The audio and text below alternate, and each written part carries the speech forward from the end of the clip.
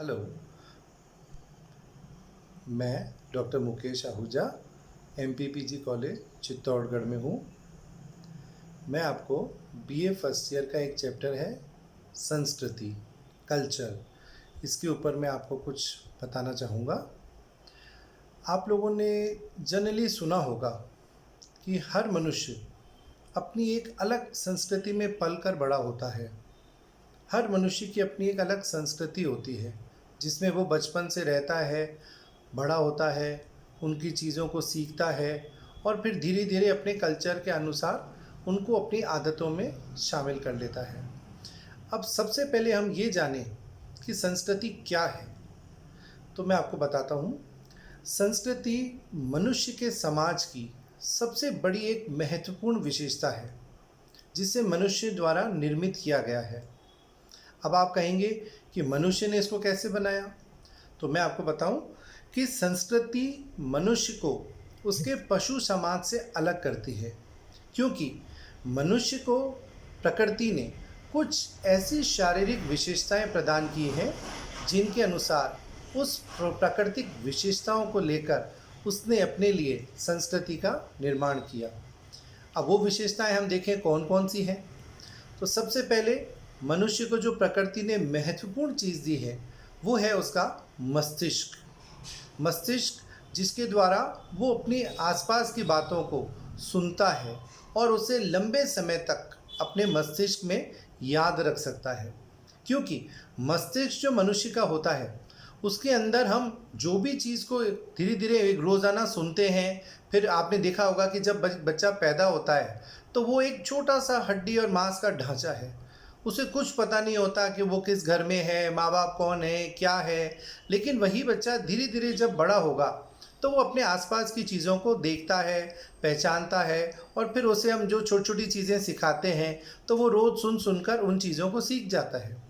उसी प्रकार जब मनुष्य अपनी संस्कृति में बचपन से पलकर बड़ा होता है तो जो समाज, उसके परिवार वाले, उसके सामाजिक समूह के लोग, जहाँ जहाँ वो जिनके साथ जीवन भर उठता बैठता है, वो धीरे धीरे अपने आसपास की बातों को सुनता है और उसे लंबे समय तक याद रख सकता है। अब जैसे मैं आपसे पूछूं कि आपका नाम क्या है, तो आप इतने बड़े हो चुके हैं, अब आप जानते हैं कि मेरा नाम रमेश है, सुरेश है, मैं कहूँ मेरा मुकेश है।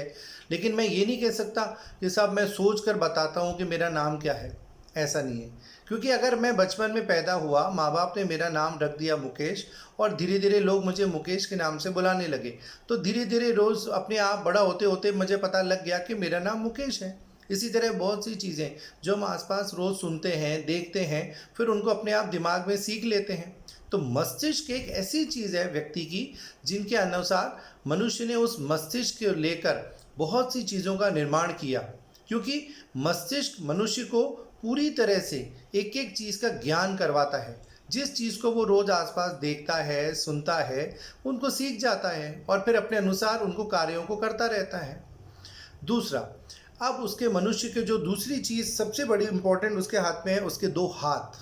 क्योंकि ये दो हाथ जो मनुष्य के हैं, इनसे वो बहुत सारी चीज़ों का उसने अपनी आवश्यकता को लेकर निर्माण किया है, क्योंकि यही दो हाथ हैं जिनसे मनुष्य बहुत सारी अपनी संस्कृति की सारी चीज़ों की या ज़रूरत की चीज़ों को कहें तो वो इनके हाथों से इन चीज़ों का निर्माण कर सकता है। तीसरी मेन उसके अनुसार अगर हम कहें तो उसकी दृष्टि, आँखें। अगर हम आँखों से यदि देखें तो हमारी आँखें बहुत दूर तक देख सकती हैं कि वहाँ से कौन आ रहा है, कौन जा रहा है, या मेरे सामने अभी क्या है।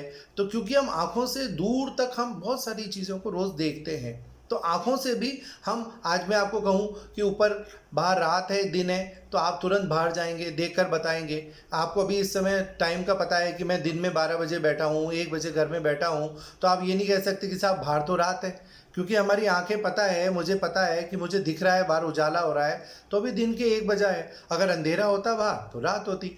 तो उसी अनुसार अगर हम देखें तो ये तीसरी विशेषता है उसकी जो मेन है, मनुष्य की आंखें। चौथी उसके दो पैर, जिनसे वो बहुत दूर तक जाकर मनुष्य एक स्थान से दूसरे स्थान पर आसानी से आ जा सकता है। अब ये चार विशेषताएं मनुष्य की संस्कृति की ऐसी हैं जिनको लेकर मनुष्य ने धीरे धीरे अपने लिए बहुत सारी चीज़ों का निर्माण करना शुरू किया, क्योंकि आज हर एक व्यक्ति की आवश्यकताएं बहुत सारी होती हैं। आज हमको सुबह उठते हैं तो हमको भूख लगती है, हम सुबह उठते ही चाय पीते हैं, बिस्किट खाते हैं, नाश्ता करते हैं, नहाते धोते हैं, फिर साफ़ सुथरे कपड़े पहनते हैं। आप कॉलेज आते हैं, कॉलेज में अपनी अपनी क्लासेस में जाते हैं, बेंच पर बैठते हैं, घर से कॉपी किताब लाते हैं, उसको नोट्स को जो भी टीचर लिखाता है उसको आप धीरे धीरे अपने नोट्स को उसमें लिखते हैं, फिर घर जाकर आप रिवीजन करते हैं, फिर आप एग्ज़ाम की तैयारी करते हैं। तो ये सारी चीज़ें हमारे कल्चर का ही एक पार्ट है। क्योंकि संस्कृति क्या है, बेसिकली अगर आज हम देखें तो संस्कृति मनुष्य के जीवन में ये जितनी भी सारी चीज़ें हैं उनको जो जो आवश्यकता है उसको जीवन में पड़ी, उसको अनुसार उसने बहुत सारी चीज़ों का निर्माण करना शुरू किया, और इन सभी को पशु समाज से अलग करने के आधार पर मनुष्य ने अपने लिए संस्कृति का निर्माण किया। अब ये तो हो गया संस्कृति का एक अर्थ, जो मैंने आपको बताया कि कल्चर क्या है। ठीक है, अब यदि हम देखें कि हम इसकी परिभाषाओं पे जाएं, तो सबसे पहले मैं आपको बताऊं कि संस्कृति का जो शुरुआत है, या अगर हम कहें कि संस्कृति की उत्पत्ति एक संस्कार शब्द है उससे हुई है। अब आप कहेंगे कि संस्कार से कैसे हुई? संस्कार का मतलब होता है कि संस्कार शब्द ये ज्ञात कराता है कि मनुष्य को जीवन में कुछ अपने एक ऐसे कार्यों की पूर्ति करनी पड़ती है जो उसके जीवन के लिए बहुत ही आवश्यक है। जैसे अगर मैं कहूँ आज हमारे इन संस्कारों को पूर्ण न करूं, कि जैसे आज मनुष्य ने जन्म तो ले लिया लेकिन उसे जीवन में पता है कि मुझे अगर समाज में रहना है तो मुझे समाज के नियम कायदे कानूनों पर चलना होगा, मुझे आगे चलकर पढ़ाई करनी है, नौकरी भी करनी है, फिर मेरा विवाह होगा, फिर मेरे अपने बच्चे पैदा होंगे, उन संतानों को मुझे अच्छी शिक्षा देनी है। तो ऐसी बहुत सी चीज़ें हैं जो मनुष्य अपने इन संस्कारों के माध्यम से अपने जीवन में पूर्ण करता है। ठीक है, अब अगर हम देखें तो संस्कृति इन संस्कारों को पूर्ण करने के बाद ही मनुष्य को एक सामाजिक प्राणी का दर्जा देती है। कैसे? अगर आज मैं कहूँ जिसमें प्रत्येक समाज की अगर हम देखें तो हर समाज की अपनी एक विशिष्ट संस्कृति आपको देखने को मिलेगी।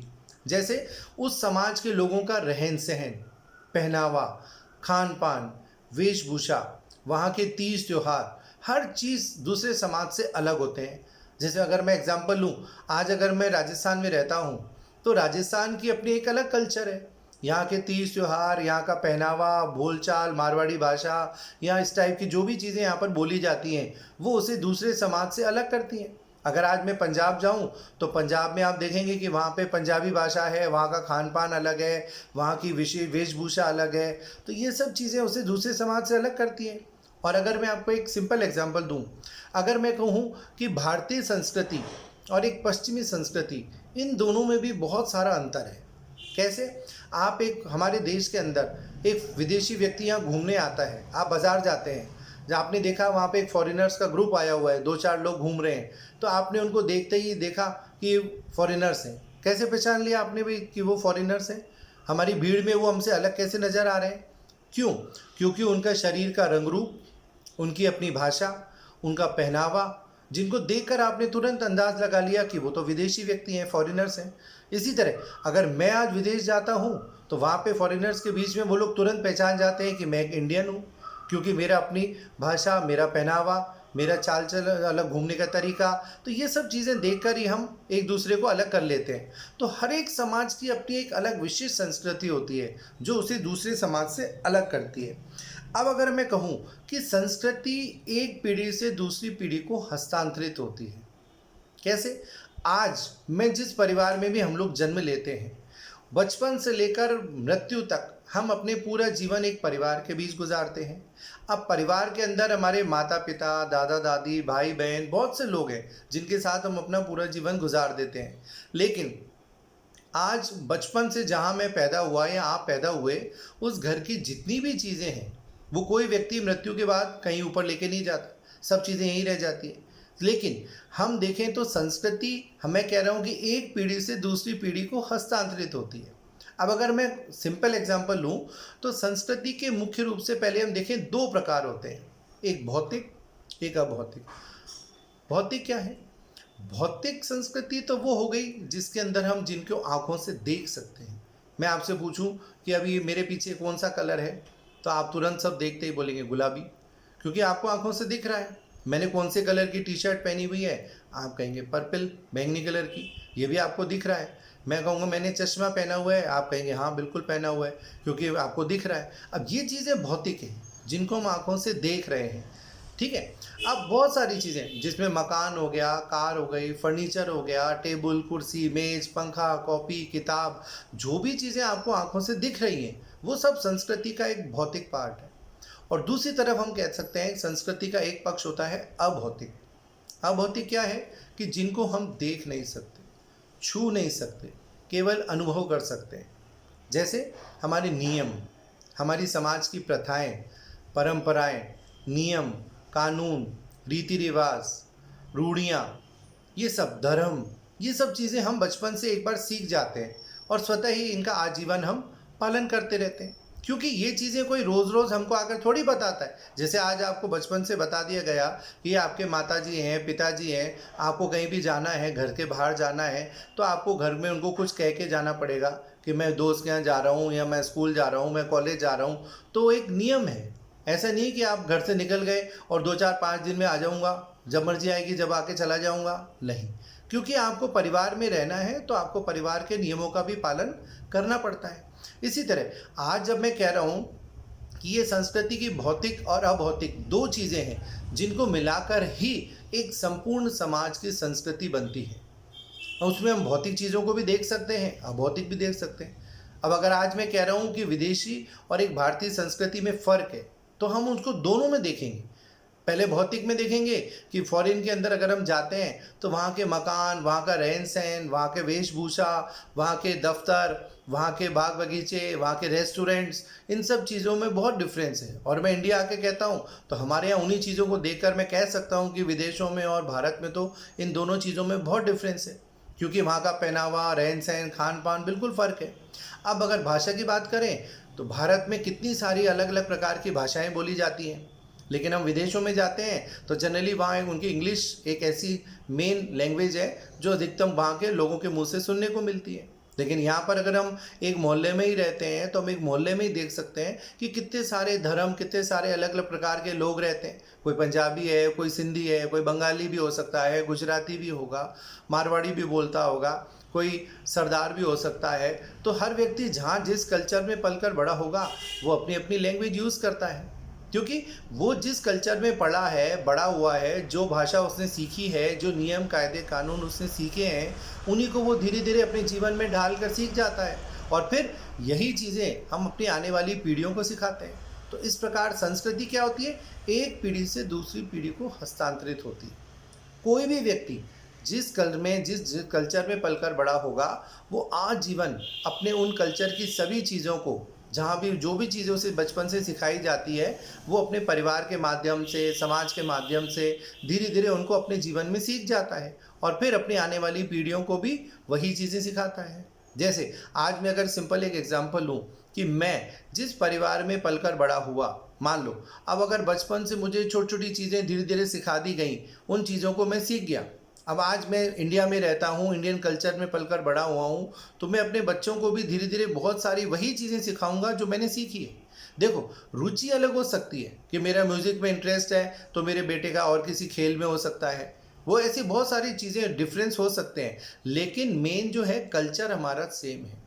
वो भी इंडियन कल्चर में पैदा हुआ है, मैं भी इंडियन कल्चर में हूँ।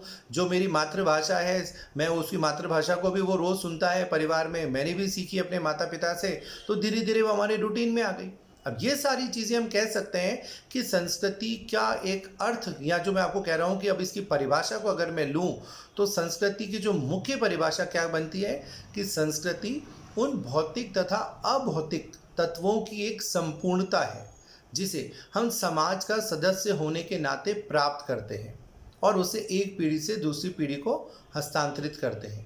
क्योंकि मेन क्या मैंने आपको बताया, कल्चर एक ऐसी चीज़ है जो व्यक्ति जिस चीज़ को सीखता है उसको जीवन में सीखने के बाद आने वाली पीढ़ियों को सिखाता है और वही चीज़ें परंपराओं के रूप में, नियमों के रूप में या अन्य चीज़ों के रूप में धीरे धीरे समाज में आगे की ओर बढ़ती रहती हैं। और आज अगर मैं देखूं तो हमारी भारतीय संस्कृति जो है वो आज भी हज़ारों साल बाद सुरक्षित है। आज भी हमारी परंपराएं, रीति रिवाज, नियम, प्रथाएं जो हजारों सालों से चली आ रही हैं, वो एज इट इज़ चली आ रही है, वो आज भी सब पीढ़ी दर पीढ़ी हस्तांतरित होती रहती है। तो ये हुआ आपको संस्कृति क्या है, इसका अर्थ क्या है और इसकी परिभाषा। अब मैं आपको कुछ और इसके जो मेन समाजशास्त्री हैं उनकी कुछ परिभाषाएं हैं जो मैं आपको एक दो बताता हूँ। ठीक है।